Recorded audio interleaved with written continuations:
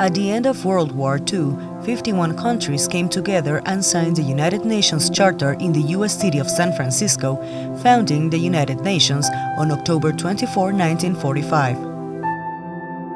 In the ensuing 70 years, another 142 independent nations joined the unique organization for a total of 193 member states with the goal of working together to promote world peace and human rights.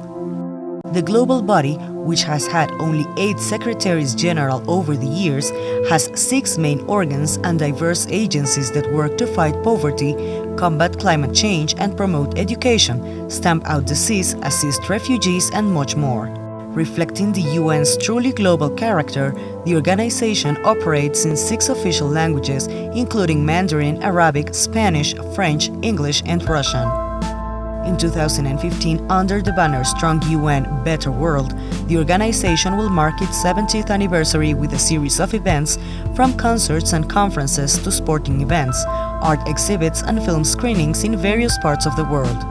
China, which is one of the 5 permanent members of the UN Security Council, was one of the first countries to sign and ratify the Charter in 1945 and has maintained its commitment to the organization and the international community throughout the years.